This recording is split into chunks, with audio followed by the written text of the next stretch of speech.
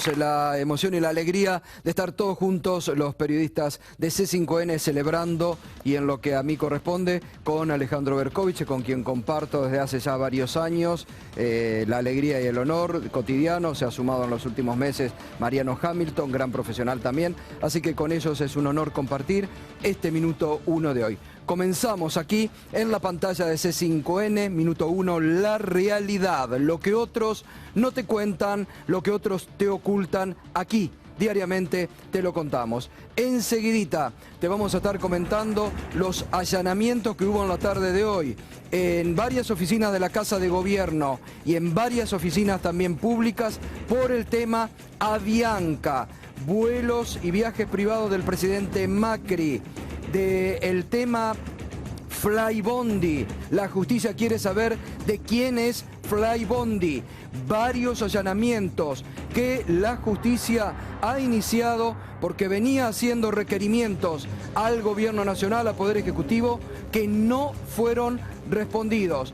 Y hay allí, sobre todo, una gran sospecha sobre vuelos contratados por la Secretaría General de la Presidencia, que han costado mucho dinero al Estado, mucho dinero, porque se habla del avión presidencial archivado por esta administración. Ahora quieren comprar otro, también de eso quiere saber la justicia, pero se está gastando mucha plata del erario público en vuelos privados contratados para trasladar muchas veces al presidente o a la comitiva presidencial.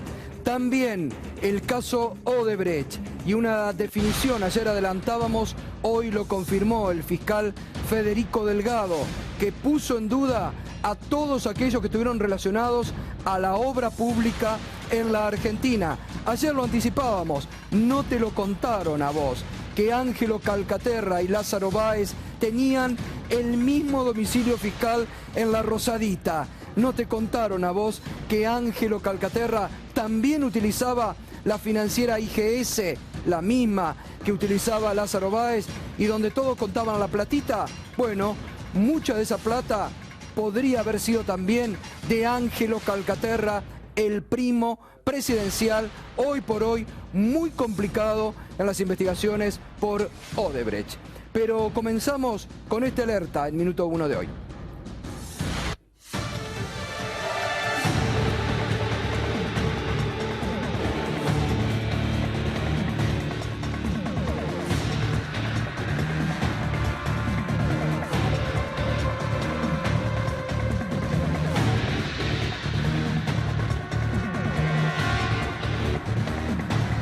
La justicia intimó esta tarde al Ministerio de Salud a que dé toda la información sobre la verdad del plan Cunita, que el gobierno de Macri ha suspendido y que hoy gasta 100.000 pesos por mes para alquilar, 1 millón de pesos, 100.000 pesos no es nada, 1 millón de pesos por mes para alquilar un galpón donde está todo el kit, mismo kit que ha dejado de usar Mauricio Macri y el actual gobierno, que ahora se está transformando en política de Estado, política nacional en Estados Unidos. Por eso nos podés acompañar esta noche con el hashtag CunitaYanqui. Tal vez ahora, como la utilizan en Estados Unidos, aquí el gobierno de Cambiemos la empiece a utilizar. Darío Villarroel, esta información que estamos adelantando aquí en minuto 1, ¿de qué se trata? ¿Qué tal, Gato? Bueno, hoy a las 2 de la tarde salió un oficio al Ministerio de Salud para que informe qué ha pasado desde octubre del año pasado hasta ahora con casi 150.000 cunitas que eventualmente el juez Claudio Bonadío dijo que había que destruir. Bueno, como hay información que la destruyeron y había otros elementos en las cunitas, porque más allá de la cunita y la bolsa de dormir, que era lo problemático, según Bonadío y una pericia que se hizo, hay otros elementos como chupetes, juguetes, pañales, que son muy caros y que el Tribunal Oral número 1, que va a ser el juicio oral de acá a un año, quiere saber qué está pasando con ese material que obviamente, Gato, le puede servir a muchas familias y que está ahí detenido porque recordemos que cuando comenzó el plan se entregaron muchas cunitas, claro, y la gente la está usando y no pasó absolutamente nada en ningún caso, con lo cual realmente eran buenas. Además, debemos decir acá, la Sociedad Argentina de Pediatría, sin ningún tipo de connotación política, ha dicho que el plan funcionaba en forma perfecta. La Sociedad Argentina de Pediatría. Es decir, acá están, estos son los depósitos. Allí realmente es algo totalmente injustificado. Es solamente una decisión política del gobierno de Macri. Como era un plan muy bien utilizado y que sirvió incluso para reducir la mortalidad infantil en la Argentina por el gobierno anterior, lo dejaron de lado, lo desecharon. Enseguida también vamos a estar hablando con el ex ministro de Salud, justamente Daniel Goyan, quien nos va a informar sobre la verdad de este plan. ¿Cuál es la verdad sobre este plan? Pero vamos a repasar algunas de las cuestiones que en su momento dijo el juez federal Claudio Bonadío, que cometió la torpeza de pedir que se queme eso y que después por una reacción de la sociedad se evitó la quema. Suspendió en su momento la orden de Bonadío la distribución, destruyó 60.000 Moisés sacos de dormir argumentando que resultan riesgosas para la salud de los bebés y la custodia y almacenamiento de los cunistas generan importantes costos a la Administración Pública Nacional. Esta es la orden que finalmente no se cumplió y ahora paga 1 millón de pesos del Estado Nacional para algo que tendría que estar muy bien distribuido. Doctor Goyan, ¿cómo le va? Buenas noches. Buenas noches. Feliz día del periodista. Bueno, muchas gracias. ¿En cuánto redujo la mortalidad infantil el plan Cunitas en la Argentina? Bueno, mira, nosotros lo pusimos en marcha hacia mediados del 2015 y durante ese año se redujo la mortalidad infantil casi en un punto. Son 700 chicos, porque a veces uno dice un punto y no sabe qué significa. Y marcó un hito porque en los últimos 8 años siempre venía disminuyendo la mortalidad infantil, pero nunca había disminuido en esa magnitud en un año. Así que no solamente por eso, sino el 89% de las mujeres que tenían sus niños en maternidades seguras, esto es que tienen todas las condiciones para cualquier eventualidad corregir el problema tanto de la madre como del niño, se logró que en ese periodo tan corto subiera a casi 94%, con una expectativa de llegar al 99% de todas las madres con sus 5 controles y teniendo sus hijos en maternidades seguras. Claro. Fue un éxito sanitario extraordinario, pero no acá, en todo el mundo.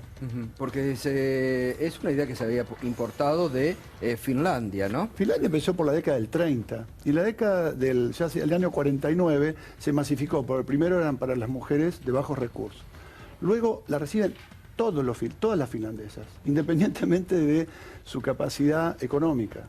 Con lo cual, esto es tan exitoso que fue llevado a Estados Unidos, a Francia, a Canadá, a México. Ahora, ¿por qué considera que el gobierno de Macri prácticamente lo prohibió? Lo sacó, se burlaban en algún momento de que eran cajas de cartón. Vamos a mostrar ahí, porque vamos a ver primero el éxito que está generando ahora en Estados Unidos, ¿no? Preparamos esta pequeña placa con datos de lo que está pasando ahora en Estados Unidos, que se llama Baby Box. El objetivo justamente, me parece que estamos un poco mal con... el objetivo, disminuir la tasa de mortalidad infantil. Precio, $70, y van desde los $70 a los $225, es decir, 1.120 a 3.600 pesos argentinos. Convenio en Texas, Ohio, Alabama y Virginia se entregaban gratuitamente. Y ahora, de estos estados, está pasando a ser prácticamente un plan nacional, porque como en estos estados fue un éxito, ha pasado a ser prácticamente a implementarse en todos los estados de Estados Unidos. ¿Y por qué cree que el gobierno de Macri prácticamente lo prohibió? Primero una cosa, ¿no? El programa nuestro era muchísimo más completo. Primero entregábamos una cuna de MDF, que es fibra de madera, diseñada por la Facultad de Arquitectura y Urbanismo de la UBA. Digamos, excelencia en quien diseñó. Tenemos todas las comprobaciones. Luego teníamos 34 productos, porque no era solamente el fin sanitario, que era lo más importante para nosotros como sanitaristas.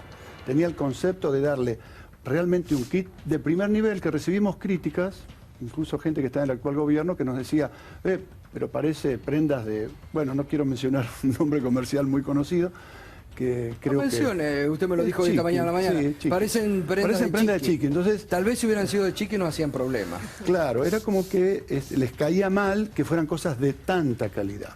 Y eran 34 productos en las cajas que se entregan en Finlandia y Estados Unidos, son muchos menos, llegan 10 productos, 12 productos. Además, la comunidad de diseño de la Argentina valoró muchísimo todo el kit. O sea, estamos hablando de personas que académicamente están muy preparadas y ellos valoraron absolutamente qué era lo que se entregaba. Decían, esto es realmente primer mundo. Pero además, en todo el proceso. A ver, podemos participó comparar, la Sociedad Argentina de Pediatría. Me permite un minuto, podemos comparar la imagen, porque es bueno ver que en Estados Unidos sí es prácticamente una caja. Acá era la especie de un Moisés, tenía la forma incluso de un Moisés. En Estados Unidos sí prácticamente es una caja cuadrada donde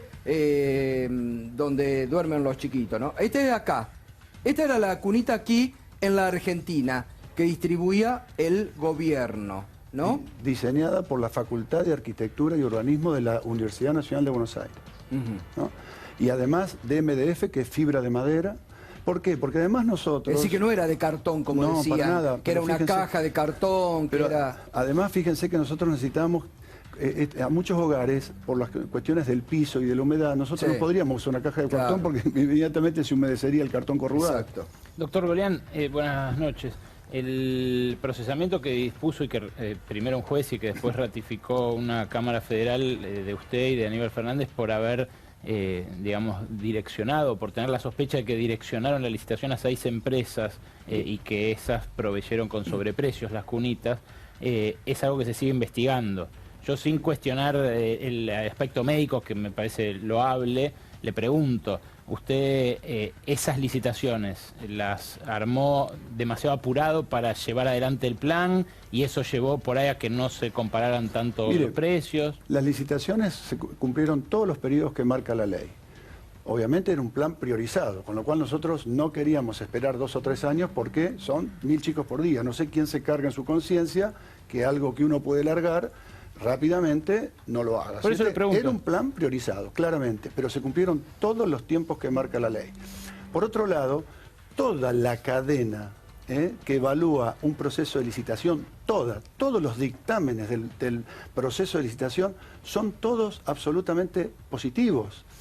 Es decir, supuestamente lo que decía, que 23 personas desde todo rango del ministerio, más los 2 ministros, un ministro jefe de gabinete, nos habíamos puesto de acuerdo. Una cosa ridícula, como solo se le puede ocurrir a una persona como Bonadío. No se le ocurre, obviamente. Cada kit, no, bueno, a Bonadío, pero después a la Cámara también. Bueno, también. Es una continuidad jurídica. Absolutamente, digamos, esa Cámara recibe órdenes políticas. ¿Cada kit cuánto costaba, para tener una idea? No en plan el kit en ese momento estaba a 7.000 pesos. Y fíjese, yo estoy hablando, en Estados Unidos están hablando de 3.000 pesos una caja de cartón y que tienen muchísimo menos artículos que la nuestra. Pero además yo digo una cosa. Esto era 34 artículos, mordillo. Totalmente, todo el ajuar para la madre, el hijo, todo para llevar las cosas, los bolsos. Es un kit que ahí está. Ahora, es un pecado ver todas esas cajas allí. Hoy hay un diputado nacional que pidió que se las entreguen para repartirla en una de sus provincias, creo que es en Neuquén. La verdad que es un pecado. Río Negro. Río Negro. Martín Doñate es el diputado que pidió públicamente que se las den, que las va a repartir porque hay muchas necesidades en Río Negro. Es un pecado, porque además si ayudó a disminuir la mortalidad infantil. Usted hablaba hoy, si lo quiere repetir, de que esto únicamente se justifica en un odio de clase.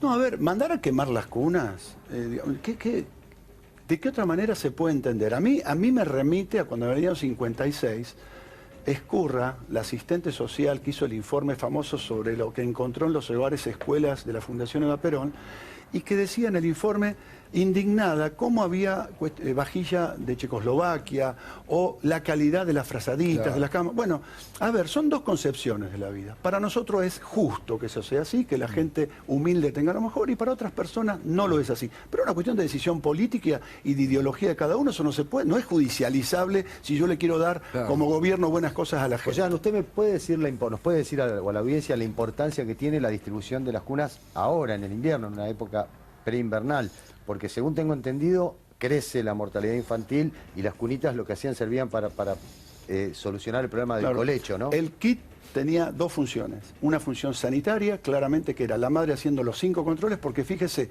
que aún a pesar de asignación universal por embarazo, por hijo, el programa Nacer y todo lo que se estaba haciendo que reducía la mortalidad, todavía teníamos un 6% de mujeres en la Argentina que llegaban sin controles, claro, y casi un 28% que llegaba con menos controles de los necesarios. Entonces la primera cosa era sanitaria, claramente que bajar la mortalidad infantil, como se logró en todo el mundo y como se estaba logrando aquí, y que las madres nacieran en maternidades seguras después de todos sus controles, etc. Ahora, después tenía una parte social, que era esos 40 y pico de mil kits que se entregaron. Se hicieron más de 20.000 encuestas telefónicas de satisfacción. No un solo reporte de algún problema de nada, y solo fue agradecimiento y alegría. Ver esas madres llevándose los kits emocionaba, realmente emocionaba, porque jamás pensaban que iban a poder tener eso. Entonces, realmente hay que ver las dos partes. Para nosotros son importantes, lo sanitario y lo social. Y en este momento, más que nunca, ¿por qué? Porque encontramos mucha gente que está viviendo en condiciones de vida que se van empeorando, y tenemos el problema de la cunita o del Moisés cuna, porque es un Moisés hasta los 6 meses, no es una cuna, se sabe, obviamente. Claro. Con eso logramos evitar el colecho. El colecho explica la mitad de las muertes que se dan en los chicos por muerte súbita hasta los 6 meses. Entonces, esa era una de las cuestiones. Y la otra de las cuestiones, le vuelvo a repetir, que las madres hicieran todos sus controles y nacieran en maternidades seguras. ¿Tiene cifras de tasa de mortalidad infantil actual? El 2015, que es el último año medido, 9,7. Bajó del 10,6, del 16,5 en el 2003, casi 7 puntos, que son casi 28.000 chicos. Darío, querías agregar. Sí, hay que decir algo, que se pueden separar las dos cuestiones. Claro. Una cuestión es el tema procesal, totalmente, vamos a esperar el juicio, y otro tanto evaluar lo de las cunitas. Porque a lo mejor, cuando termine esto, son absueltos todos los procesados, como creo yo que es lo que va a pasar, cuando un tribunal oral vea las pruebas, haga las perillas, y esto va a pasar de acá a un par de años. ¿Y qué pasa con las cunitas? No, evidentemente que las dos cuestiones se pueden separar. Uno puede ser una política de Estado, y lo otro, si hubo sobreprecio o no, es por una cuerda separada. Pero además, enseguidita, Berco nos va a dar los últimos datos de UNICEF sobre pobreza en la República Argentina y sobre lo que recomienda UNICEF que se incremente en programas de asistencia social. Es decir, este plan vendría muy bien. Ahora, senador, ¿por qué el gobierno toma esta determinación? Mire, primero, mi respeto al doctor. Creo que lo que está en discusión no es la decisión política, sanitaria y asistencial. Me parece, como bien lo dijo el doctor Villarroel, se trata de una decisión de administración, de posible administración fraudulenta, digamos, no tiene nada que ver. Me parece que la política asistencial era correcta y loable. Lo que está en juego es la responsabilidad de los funcionarios en la toma de...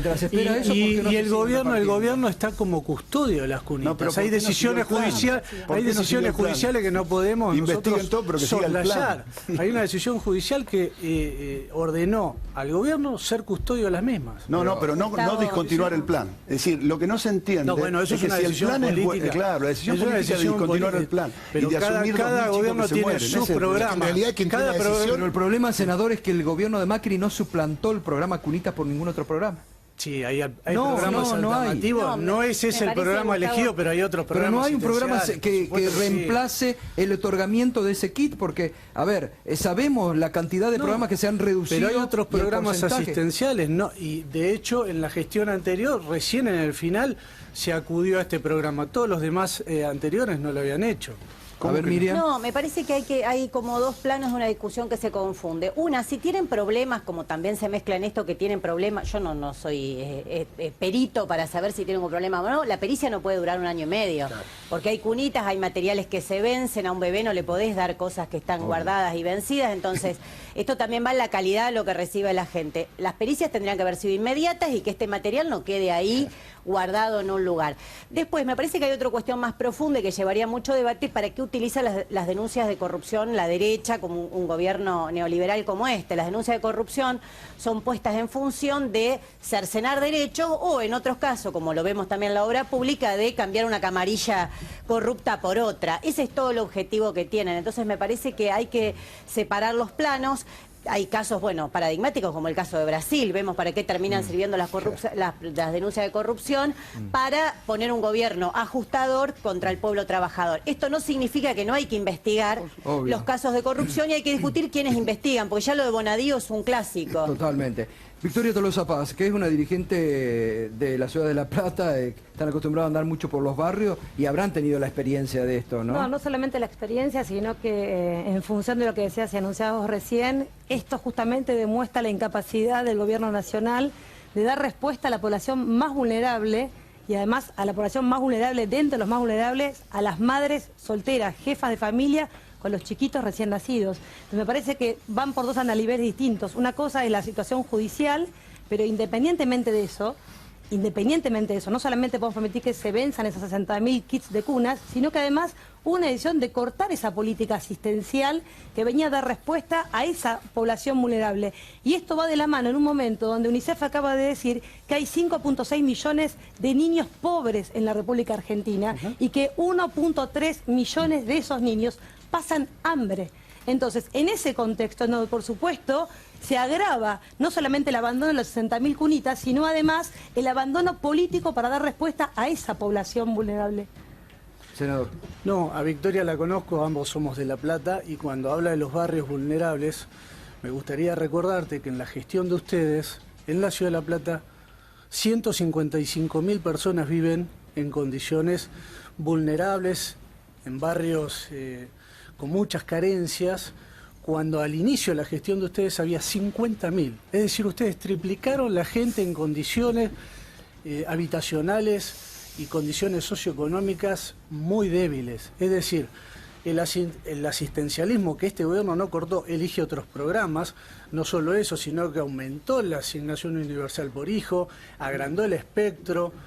Es decir, nosotros estamos sosteniendo algo que ustedes triplicaron, digamos, estamos haciendo lo imposible para sostener una pobreza que ustedes llevaron al 30% durante 12 años. No, la verdad, Juan Pablo, que no comparto para nada, porque además tomando cualquier indicador, cuando Néstor Kirchner tomó la presidencia, la pobreza en la Argentina estaba por arriba de los 50 puntos, y en cualquiera de las discusiones que me quiera llevar, ¿en qué índice dejamos la pobreza cuando se retiró Cristina Fernández de Kirchner? ¿Querés el 16 que dio el observatorio en el mes de septiembre del 2015, el observatorio de la UCA? ¿Querés el 20 y pico? La que quieras es mucho más inferior de la que hoy padece la Argentina después de un año y medio que gobierna también. El de la UCA dijo 29,6 dijo. Y hoy está en 30%, prácticamente igual que como la dejaron ustedes después de 12 años, con la soja 600, con crecimiento a tasa china. No hicieron nada por la pobreza, la dejaron igual o peor. La verdad que no lo comparto, además no lo comparto. Por supuesto que sí, cuando agarró Néstor Kirchner, obviamente veíamos de una explosión social. Claro que sí, claro que sí. Esa era la Argentina. Obviamente que veíamos de una explosión que la pobreza. Pero habíamos superado el hambre. Promedio, y hoy vuelve el hambre. Hoy vuelve el hambre a la provincia lo de Buenos dejaron Aires, en 30 puntos de pobreza, es decir, fracasaron. Pero gobiernan ustedes, Juan Pablo, den respuesta a la ciudadanía. Hay sectores vulnerables que están esperando que ustedes den pero respuesta. Ustedes dejaron 30% de pobreza. Políticas de 12 años inmejorables para la Argentina, dejaron 30% de pobreza. Todos los que miran saben que ustedes gobiernan y que tienen que dar respuesta a ese sector de la población que es el que hoy dejaron 40% de la provincia sin cloacas. ¿Qué propuesta tienen? Vos formás parte de un gobierno, ¿qué propuesta tienen para ese sector vulnerable? ¿De qué sensibilidad me hablás? A ver, un minuto. No, a ver, dejen de mentir. La verdad, le voy a decir, es imposible, técnicamente hablando, imposible que el relato suyo pueda convivir con bajar casi 7 puntos la mortalidad infantil. Es imposible, imposible, técnicamente imposible. No mientan más. Todo el mundo sabe absolutamente lo que pasó en la Argentina. Y los programas que hoy subsisten, que dejamos nosotros, ¿saben cuál es el problema? Que cuando uno va a los barrios, cuando va a los barrios lo que ve que eso que era un complemento del trabajo formal, hoy desapareció el trabajo formal. Y no se puede vivir con los 2 o 3 mil pesos de lo que por suerte dejamos como asignación. No se puede, porque destruyeron el trabajo formal y están destruyendo el informal en base a todo lo que está pasando en la Entonces, digo, es absolutamente... Bajó en América Latina, en América Latina bajó la pobreza, menos la Argentina. Es absolutamente mentira, no mientan más. ¿Y saben por qué? La gente lo sabe. ¿Y sabe qué es lo que va a pasar? La gente en el conurbano bonaerense se lo va a demostrar. Que sabe qué es lo que está pasando y va a ver lo que va a pasar con las elecciones. Veremos Veremos en las A elecciones. ver, De vamos hecho, ya a está los bien. datos de UNICEF que se dieron a conocer hoy y las recomendaciones para la Argentina. Berco. Sí, Gato, lo primero y lo sobresaliente es que UNICEF, basado en datos del INDEC, lo que hace notar es que la pobreza en el segmento de los niños, niñas y adolescentes afecta mucho más que en el total de la población. Son en total 5.600.000 los niños, niñas y adolescentes pobres que viven en la Argentina y 1.300.000 los que pasan hambre. Estos son los datos totales. Ahora, fíjense ustedes, la pobreza total, la infantil y juvenil, es el 47,7%. O sea, si 1 de cada 3 argentinos es pobre, casi 1 de cada 2 niños y adolescentes argentinos es pobre. Este es el drama, la foto. Ahora, eso tiene lugares específicos donde golpea más, tipos de hogares donde la pobreza y la indigencia golpean más. Y eso es lo que vincula el informe que hoy dio a conocer UNICEF sobre Argentina con lo que estamos discutiendo hoy, el Plan Cunita y los planes asistenciales en general. Volvamos a esa placa, fíjense ustedes, en hogares con jefes desocupados, la pobreza tiene una incidencia del 85% para los niños, niñas y adolescentes. Es decir, los niños, niñas y adolescentes que viven en hogares con un jefe desocupado son en un 85% pobres. En hogares que tienen por jefe a un empleado en negro, un empleado informal, es un 65%. Mientras que en hogares con una jefa mujer, atención a esto, es un 55%. En todos los casos, más que el promedio de la pobreza medida por el INDEC, no medida por UNICEF. UNICEF lo único que hizo fue procesar estos datos. Ahora vamos a las recomendaciones de UNICEF que hace en este informe que se difundió hoy, pero además que accedimos a discutir con uno de sus autores, con Sebastián Weinstraub. Lo que dice es que la asignación universal por hijo, las transferencias monetarias en general, pero la asignación universal por hijo en particular, reduce la indigencia infantil y juvenil en un 30,8%. Y reduce la pobreza infantil y juvenil en un 5,6%.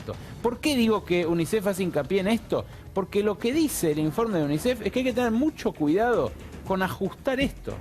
Con que el ajuste postelectoral pase por mantener en términos nominales esos 1.243 pesos que hoy cobra alguien que accede a la asignación universal por hijo, pero que eso se lo siga comiendo la inflación, es decir, que no se actualice o no se incremente. La UNICEF lo que dice es hay que incrementarlo.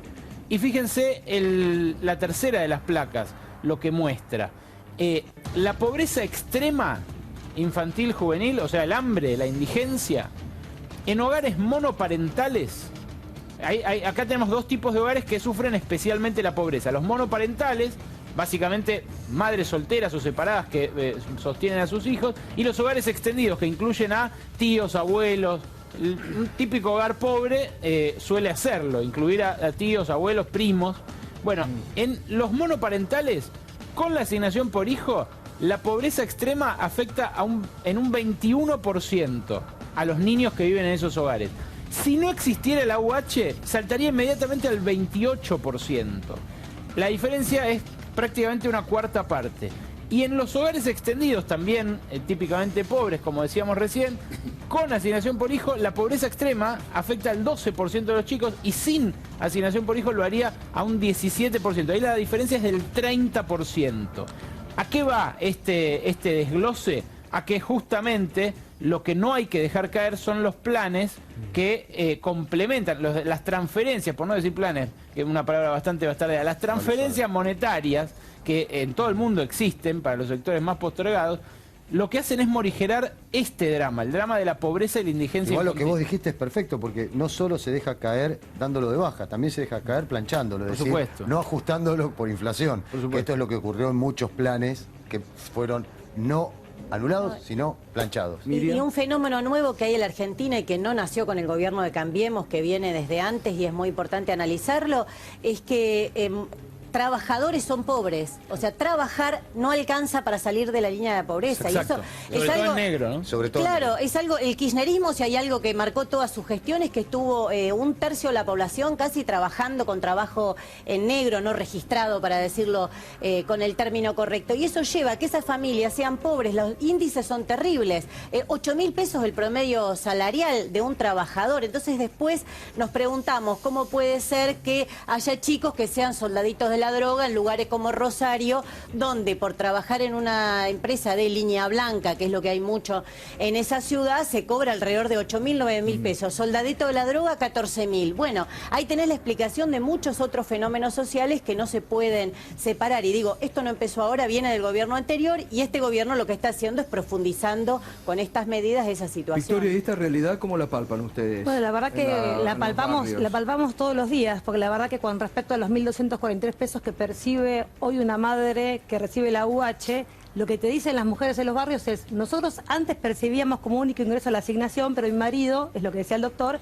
estaba con una changa, era un trabajador de la economía informal, pero con eso podían sostener no solamente la alimentación de esa familia, sino ir mejorando las condiciones de su vivienda. Hoy eso no está en los barrios, Gustavo. Hoy lo que está pasando es que las madres no llegan a poder garantizar un plato de comida. Pero no podemos reivindicar la changa tampoco, no porque esa reivindico la condición changa. de precariedad es la que permite barrer esos empleos, como los contratos en el Estado. Macri hizo así, se sacó un montón de trabajadores del Estado. No estamos reivindicando la economía informal, pero la realidad es que durante 12 años se consiguieron 6,5 millones de puestos de trabajo. Y por supuesto que faltaba muchísimo más. Y había muchísimos sectores que podían garantizar lo básico a través de la economía informal, y es parte de lo que teníamos que seguir avanzando, en seguir construyendo así puestos formales de trabajo. Molesta tanto ahora, que nos digan ni este gobierno, ellos buscan trabajo, este gobierno, Gustavo, lo que está claro es que no está concibiendo esa manera de generar puestos de trabajo, ni de la economía formal ni la informal, porque si hay algo que empezamos a perder desde que llegó Cambiemos es la posibilidad de seguir generando empleo. Es un gobierno específicamente que está apuntalado al capital financiero y a la famosa timba financiera, no a la producción y al empleo. Entonces, eso es lo que hoy se falta en los barrios de la provincia de Buenos Aires. El empleo formal, nadie discute que los últimos 4 años del kirchnerismo no creció un puesto laboral. ¿Cómo que nadie discute? No creció un puesto laboral. Esas son cifras estadísticas, a pesar de que se habían robado las estadísticas. Eso está claro, es así. No dice eso, no dice eso. Ahora, a partir de un primer semestre necesario pero difícil, del primer semestre del año pasado, donde se tuvieron que tomar medidas muy difíciles, a partir de ahí se va notando paulatinamente, lentamente, pero sostenidamente, una mejoría. Y hay algunos sectores muy dinamizadores de mano de obra, por ejemplo la construcción, que hace 3 meses que está creciendo, el último mes a un ritmo de 11%, con la obra pública en su máximo potencial y con la obra privada, por suerte, despuntando. Y eso es muy generador. ¿En qué país? De empleo. Porque eso no lo ve nadie. Te digo la verdad, eso no se ve. Bueno. No se ve en absoluto. Lo que se ve es que la gente no llega a fin de mes, que no Récord de encuentra venta de asfalto, ¿Viste la récord de venta de cemento. No, ¿viste la Expo Empleo Joven? ¿Viste la Expo Empleo Joven? La actividad. ¿Viste la cantidad de chicos que fueron a buscar trabajo? Sí, que pero, eso es porque pero estallan las ofertas de trabajo. No. Creo que fui muy claro. Paulatina, lenta, pero sostenida. Yo fui muy claro. Yo no hablo de explosión, no miento. No oculto que hay problemas de ninguna manera. Ahora, la única manera es, a partir de las medidas que tomamos... ¿Cuál es? Sacarle las retenciones a las mineras, a las ojeras. ¿Cuántos empleos generaron? La minera fue un pedido de explosión a de los gobernadores. Bueno, entonces... Y nosotros estamos de acuerdo filosóficamente con sacarla. Estamos totalmente de acuerdo. Sí, pero tu filosofía lleva al hambre. Vos tendrás muchas concepciones filosóficas, pero llevan al hambre. Las retenciones que bajamos en el agro están generando más actividad económica, más empleo y más recaudación de impuestos. Si hay algo que no derrama empleo es la soja. Mirá, la soja no derrama. No es la industria agroalimentaria. Si es la más este concepto primario que no existe más. El problema más. de déficit que generó es innegable. Estamos en un nivel de déficit muy preocupante debido al perdonazo de impuestos. No coincido. Ustedes criticaron tanto el relato kirchnerista que crearon uno más perfecto, ¿no? Porque cierra todo lo que dice.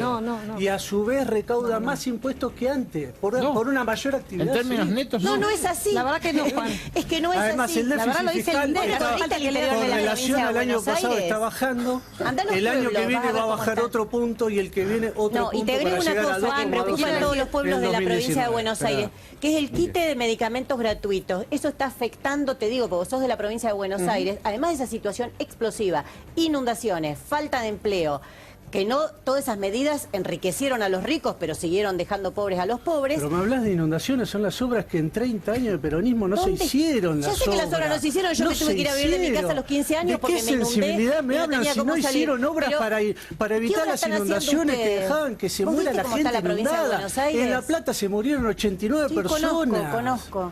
¿De qué sensibilidad hablamos? No hicieron una obra hidráulica. Pero eso decirle a ella, a mí no sé de qué me estás hablando. Yo todo eso que vos decís lo padecí, pero no tengo nada que ver con con el gobierno kirchnerista. Lo que tengo, lo que vos decís, es falso. A ver, doctor, no, ¿sabés qué? Historia. Serían un poquito más creíbles si reconocieran aunque sea un pedacito y no mintieran tanto. Pero la verdad que es imposible. Yo quiero decirle que esa palabra que recién tocaste, que era el tema de la explosión. Mire, nadie habló de la explosión, salvo Melconian, ¿no? Que dijo que si sigue así, esto se va todo... A la mierda. A la mierda. Empiezan a aparecer estas voces porque es preocupante. Tienen más de 1 millón de millones de LEVAC. Tiene un déficit fiscal creciente que sale a decirlo Melconian, Sturzenegger. Por favor, no mientan más. Tiene un déficit fiscal creciente. Dicen que tiene un déficit porque son los números. Dice que tiene un déficit que se va a ir bajando gradualmente. Este año va a ser menor que el año pasado y el año que viene va a ser menor que este. Vamos al tema de la salud y de Cunita. Yo les digo, no mientan tanto, recuperen las cosas buenas, porque Macri lo dijo en la campaña, toda la campaña que después mintió, que iban a respetar las cosas buenas. Por ejemplo, la UH. Cunita es la un UH muy la buen mantuvimos ejemplo. y la ampliamos. Y si hay un a los proceso de autónomos. judicialización o de lo que sea, no tiene nada que ver. Si el programa es bueno, debería continuar. Después que investigue Bonadío todo lo que quiera, no hay ningún problema, no va a encontrar absolutamente nada, está todo bien, pero sirvió de justificativo para defenestrar un programa que es absolutamente exitoso. Pónganlo en marcha. Pónganlo en marcha. Pero perdón, ¿y las computadoras por qué no se distribuyen más? ¿Hay una denuncia también allí?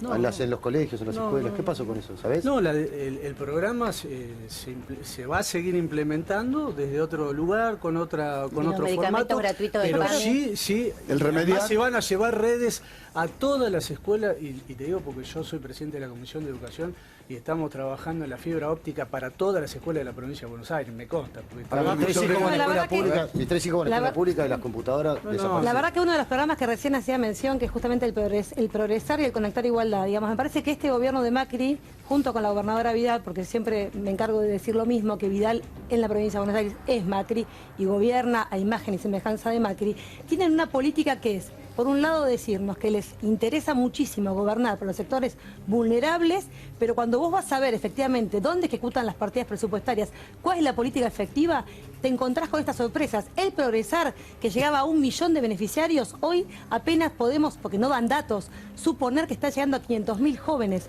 Entonces, el conectar, lo plancharon, no entregaron nunca más computadoras como se venían entregando. Si hablas con el sector más vulnerable, la madre de 7 hijos, las madres de 7 hijos, la pensión por vejez, la pensión por discapacidad, que se manejó históricamente, que era un derecho universal. Si vos eras una persona discapacitada, tenías la obligación de ir al Ministerio de Desarrollo Social y te daban la pensión. ¿Sabés cómo hicieron ustedes cuando llegaron? Bajaron 60.000 pensiones contributivas de un plumazo. De 330 edificios en la ciudad de La Plata, 280 lo dejaron en emergencia. ¿De qué me hablas? Me parece que tienen una manera 280 en emergencia de infraestructura. Ajustar 75% de las escuelas públicas destrozadas por ustedes. La gente lo que está padeciendo hoy es lo que les va a llegar a ustedes en la votación este año, que es lo que padece el hambre, la falta de medicamentos, la falta de programas, la falta de asistencia con el progresar, con el conectar. Y en política de empleo, no te quiero ni decir. Senador, porque lo que eran los famosos repros, ustedes los limpiaron íntegramente, de 75.000 a 30.000. Planchan todos los programas de reactivación económica de la Argentina. Senador, cuando el presidente va al Hospital Garrahan, inaugura algo que ya habíamos inaugurado 2 veces, que es Cibersalud. Y le cambia el nombre, inaugura un nombre, le pone Telesalud. ¿No quedaría mejor que dijeran, bueno, esto lo hizo el gobierno anterior, lo vamos a continuar, lo vamos a mejorar? Pero no mientan diciendo que lo hicieron ustedes. No mientan del 30.000 kilómetros de fibra óptica que se extendió en el país. No es una creación nuestra, es una creación del gobierno anterior que nosotros la valoramos. Hay que decirlo, ¿sabes? Porque después serían un poquitito más creíbles. Serían un poquito más creíbles. Entonces mienten, dicen, lo hicimos nosotros. Yo lo inauguré 2 veces, yo lo inauguré. Entonces, estas cositas son las que a veces molestan un poquito. Cambien esa forma de ser, reconozca que hubieron cosas buenas buenas y mejórenlas. También Devuelvan ustedes el inauguraron cunita. Cáscara que nosotros No estamos importa, dándole devuelvan contenido, el por cunita. ejemplo, el Hospital de la Matanza. Tienen 2 hospitales nuevos listos a estrenar. Pónganlo en uso. Pónganlo en uso. No, varios en La Matanza. Sí. Bueno, los Pero dejamos ustedes lo listos. inauguraron, Si ¿no? hubiésemos Pero lo seguido inauguraron, gestionando como nosotros si ya estarían fuera- como si funcionando. estuviese Ahora funcionando, llegaron no ustedes y los funcionaba. cierran, los discontinúan, no le dan un peso, no le dan un recurso.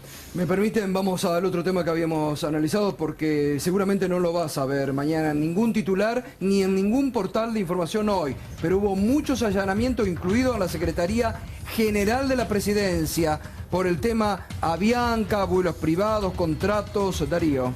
Sí, sabemos que está el correo, Panama Paper, el tema de la autopista del Sol, pero para mí, de lo que uno pudo averiguar, el tema de los aviones viene con turbulencia para Mauricio Macri. Esto hay que decirlo porque hay empresas previas que pertenecían al grupo Macri, que están involucradas en empresas nuevas, o en todo caso que viene de la mano de Avianca, donde hay jefes o gerentes que están de los dos lados del mostrador. Y esto es lo que Torres quiere saber. ¿Cómo se dio esta relación entre las empresas? ¿Cómo fue ese pago de $10 millones por una empresa que tenía 3 aviones? McCair, Macri Air. ¿Está claro? Entonces, ¿por qué? A fin de darle, ¿qué? 16 vías para volar ahora a cambio de nada.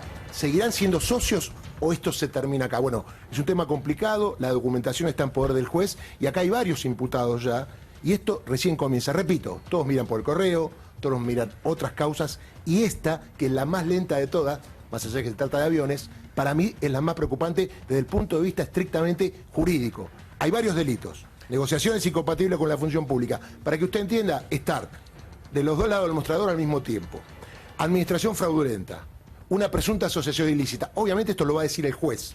Yo no juzgo a nadie y todos gozan de la presunción de inocencia, que es una diferencia de otros que exponen y acusan y juzgan y condenan a exfuncionarios que tienen causas abiertas. Y el tema también de las contrataciones de viajes del presidente, también eso está Claro, investigando. el tema de los viajes, a partir de que el presidente fue presidente, si utilizaba estas empresas o no, para saber si había una relación comercial y eventualmente cuántos viajes hizo, con quién lo hizo. ¿Y todo cómo esto fueron lo- las contrataciones? Y cómo fueron las contrataciones.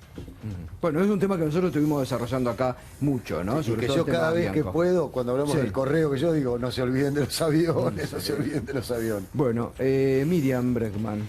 Bueno, me parece que él explica un poco la estrategia electoral de Cambiemos, explican por estas causas que se enumeraban, ¿no? Esto de poner a Carrión la capital, de buscar candidatos del estilo de Ocaña o Manes en provincia, creo que tienen que ver con la necesidad de un blindaje moral que necesita un gobierno que llegó prometiendo transparencia y hasta ahora lo que hizo en un año y medio es estar envuelto en escándalos de corrupción. Los Lázaro Báez, los José López de antes ahora se llaman Calcaterra, se llaman Nicky Caputo, es decir, quieren desplazar una camarilla que hacía negocios con el Estado por otra. Esa es la gran discusión. Me parece que siempre volvemos a lo mismo, que es quién investiga, porque acá sabés que según el juez en que esto cae, el resultado va a ser uno o va a ser otro. Por eso nosotros volvemos a insistir en estos días que se discutió tanto lo del juicio por jurados, alrededor del juicio que hubo caso a Ferré, a un femicida y demás, la necesidad de que esté la mirada popular en estos casos. Creo que ahí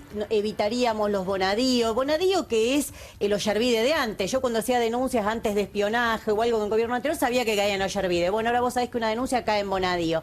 Entonces creo que hay que discutir profundamente esto, hay que discutir la elección de los jueces, juicios por jurado, para que esté la mirada popular ahí, porque es la que le interesa que no esté esta corrupción, que esta corrupción en la cual los empresarios cada vez son más ricos y las obras cada vez son menos, esté la mirada popular. A ver, senador sobre Alán. eso. No, hablando de juicio por jurado, quisiera también hablar positivamente del Instituto del Juicio por Jurado, pero falta su creación y aplicación ¿Te lo federal. imaginas en un juicio de esto? ¿Te lo imaginas analizando el correo Me parece a un jurado? perfecto, es lo más diciéndole, transparente. no hay para él, es lo no hay más para los transparente- medicamentos del PAMI, no hay es lo nada, más pero sí hay transparente para que hay. perdonarle. Es lo más transparente que hay. Yo creo que sería un proceso... En la provincia de Buenos Aires se está aplicando. Y la es elección de los muy jueces nuevo. también, para que no los elijan El caso más con ayer fue componendas del paradigmático, Consejo de la pero la Magistratura. verdad que el juicio por jurado a nivel federal y que trate el caso de corrupción sería un paso muy grande y muy positivo. Victoria, Bueno, yo políticamente, ¿cómo se resuelve esto? Yo creo que políticamente primero la ciudadanía está esperando que la política y quienes nos gobiernan hoy dejen de manipular al Poder Judicial. Los dichos de María Eugenia Vidal el fin de semana fueron totalmente desacertados en ese sentido y me parece que quedó muy claro, hay un repudio absoluto de la ciudadanía de escuchar a una gobernadora promoviendo un escrache a un miembro del Consejo de la Magistratura porque podía tener una opinión en contrario a lo que ella pensaba que debía hacer. Me parece que justamente se supone que Cambiemos vino con un discurso de cambiar algunas cuestiones que no quedaron claras, porque sí quedó claro que Vidal en la provincia de Buenos Aires con estos dichos demuestra que es cada vez más Macri. No lo invitó a un escrache, digamos, dijo la verdad. No. Hay un integrante del Consejo de la Magistratura que se opone a que un juez sumamente corrupto, porque es imposible ser más corrupto que promovió que fuera escrachado en la calle. Ahora, ¿leyó la acusación? también la gobernadora ¿leyó la acusación? opinó ¿Por qué cuando es corrupto el juez? Dígame por qué es corrupto. Porque no puede justificar 15 millones de pesos. Perdón, lo investigó la justicia por enriquecimiento ilícito y lo sobreselló. Digamos, y en la Argentina, creo que hasta ahora, los únicos que investigan son los jueces, salvo que el Consejo de la Magistratura tenga alguna ley oculta que dice que pueden investigar. El Consejo no puede investigar. La Magistratura no investiga delitos. ¿No? Investiga funcionamiento de jueces y su probidad para ser jueces. Bárbaro. Obviamente no hay una que las declaraciones juradas y su estilo de vida no coinciden con un sueldo de juez. Está claro que no coinciden. Me parece que no es... ¿Usted leyó la acusación? Pero volviendo al tema... Leyó la acusación y la defensa de Freiler. Señor. Y dígame de dónde saca los 17, dígame de dónde saca los 17 millones. Por eso, dígame de dónde saca los 17. Va a ir al pleno, pero le no. Le impiden porque busca una protección, porque ¿no? ustedes estigmatizan a uno. Son 5 los que no están de acuerdo. 5 son los que votan. Pandís es el último que dijo no, pero 4 anteriores también dijeron que no y no corresponde. Previamente que iba a acompañar el voto de la mayoría. No sé lo que dijo previamente. Yo digo que lo dijo. Lo que tienen que eso hacer, lo dijo la Nación igual. Eso lo dijo la Nación. Lo dijo él antes. ¿Usted es abogado? Bueno, me duele que sea abogado, porque para hablar de los expedientes hay que leerlos. Yo cuando me presento acá, leo los expedientes, averiguo. Yo leí el dictamen de la mayoría. Lo que hizo Tonelli, lo que dijo Pablo Tonelli, un hombre que está usufructuando ese cargo. Es como no podemos cerrar ahí. A ver, Pablo Tonelli es un señor del derecho. Es un señor del derecho. Usted que denuncia tanto al gobierno anterior, ¿sabe qué tiene que hacer? Recusar usted a Bonadío. Así la gente cree que otro juez investigue y seguramente le va a creer lo que hace. A Bonadío no le va a creer nadie nada. Ese es un problema que tiene el oficialismo. Estos jueces, sobre todo Bonadío, que todo lo que llega procesa, hay que revisar. De un lado. Está el derecho de defensa, el beneficio y hay de la instancias duda. posteriores, cámaras y instancias posteriores que permiten la revisión de los casos de primera instancia. La decisión pero a veces hay casos ¿cuál que es el ni problema? pueden llegar ahí y Bonadío las hace caminar. ¿No le llama la atención que Bonadío sea el que procesó a todos los funcionarios? Después estará la Cámara para rectificar si hay un mal procedimiento y una mala decisión de Bonadío. Pero usted sabe que la Cámara confirma y después dice, bueno, que el Tribunal Oral se arregle. Y después cuando hay una absolución, después de 10 años, 14 años, 15 años, decimos, le hicimos daño a todas estas personas que las tuvimos imputado ante 10 años y finalmente la absolvieron. Así no funciona la justicia para mí, ¿no? Igual la gobernadora, volviendo al tema anterior, la gobernadora también opinó en algunos otros casos, y lo dijo con nombre y apellido. Hubo una sala del Tribunal de Casación de la provincia de Buenos Aires que liberó a 8 comisarios. ¿Sí? Y también opinó desde su lugar, y también desde su lugar de ciudadana, y me parece perfecto. No es una ciudadana. Una cosa, primero que no es una cosa es opinar, pero otra ¿por cosa qué es no puede criticar? opinar que la... ¿por qué no puede decir que no comparte una decisión que favorece la corrupción? La palabra vale mucho más. Favorece la corrupción. Liberaron 8 policías que estaban acomodados, que estaban recaudando. No sé, yo opino acá como ciudadano, simplemente, porque no soy especialista, pero desde el sentido común, simplemente. No sé nada del patrimonio del juez que está supuestamente sospechoso, Freiler, ¿no?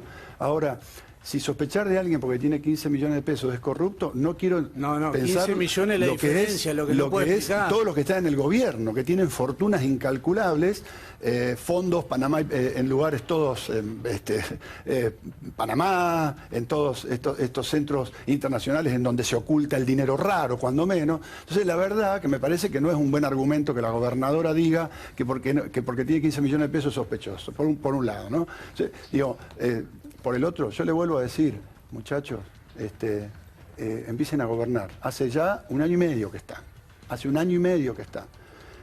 Paren con esto de echarle la culpa al gobierno anterior, porque en la campaña dijeron que todo iba a servir perfectamente bien, que la inflación era una pavada que se resolvía rápido. Dijeron todas estas cosas y resulta que ahora no las cumplen. Entonces, empiecen a gobernar, por favor. Alguna vez empiezan a hacer cargo de que las cosas que están pasando son porque ustedes las producen.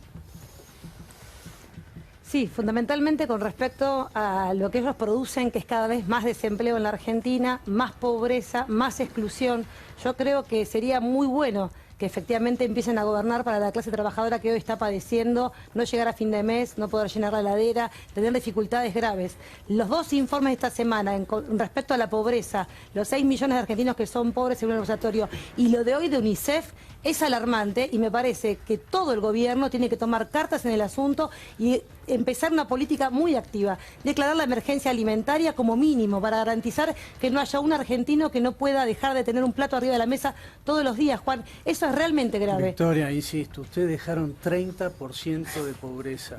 Vos me vas a discutir la UCA, que es porque, a ver, ustedes habían robado el INDEC, se habían robado las estadísticas del país. Juan, se lo habían robado, las habían secuestrado. Doctor, gobiernan ustedes. Tomemos la UCA, me encantaría, 29,5 dio el último dato de pobreza de la gestión de ustedes. Pero Juan, vos no podés reconocer que hay más pobres hace un año. Tuvieron condiciones inmejorables para resolver la pobreza definitivamente de este país de manera estructural. Y no solo no la solucionaron, sino que la empeoraron.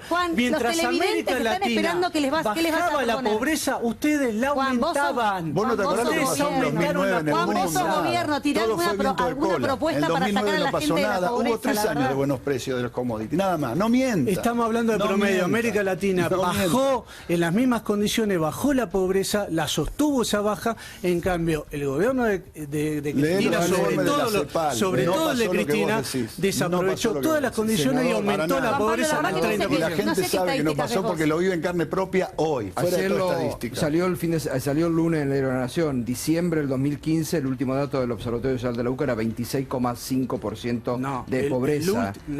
Pero medía el semestre anterior. En la última medición del último semestre dio 29,5%. Bueno, pausa y ya seguimos con el debate.